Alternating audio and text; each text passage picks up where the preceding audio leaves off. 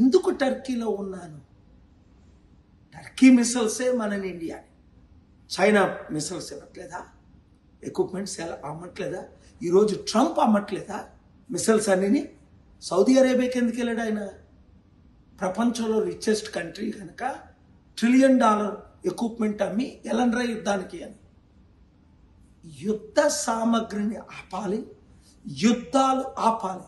ఒక్క సోల్జర్ చనిపోయాడే మన దేశం కొరకు. ఇప్పుడు ఈ యుద్ధాల్లో ఎంతమంది ప్రాణాలు పోయాయి? ఇదే కానీ న్యూక్లియర్ వార్ అయితే ఒక్కొక్క దేశం ఒక్కొక్కడు ఎన్ని లక్షల మంది, ఈవెన్ కోట్ల మంది చనిపోదురు. అందుకే రష్యా యుక్రెయిన్ టైంలో నేను అక్కడ ఉంటా. ఎక్కడ యుద్ధం అయితే ఇక్కడికి వచ్చాను. మిసైల్స్ ఆపరేలేదా? ఈ 2 వారాల్లో 2 సార్లు ఎందుకు వచ్చాను అని నేను చెప్పను. అది దేవుని కృప. మీ ప్రార్థనలు యుద్ధాలు ఆపాలి. లక్షల కోట్ల మందికి తిండి లేదు. యుద్ధాలకు మాత్రం లక్షల కోట్లు కోట్లు కోట్లు. ఎంత బాధేస్తుంది.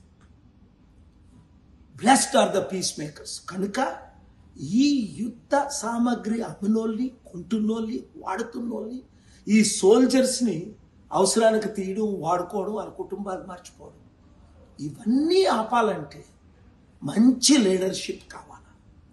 యుద్ధాల్ని సృష్టించే వాళ్ళు కాదు, యుద్ధాల్ని ఆపేవారు వాళ్ళు లేరు ఇప్పుడు. అందుకే పెద్ద ఆయన 54 దేశాలకు పెద్ద ఆయన 15 సంవత్సరాల నుంచి శాంతి కొరకే నాతో తిరుగుతున్నారు. ఇలాంటి వాళ్ళు 600 మంది ప్రెసిడెంట్లు, ప్రైమ్ మినిస్టర్.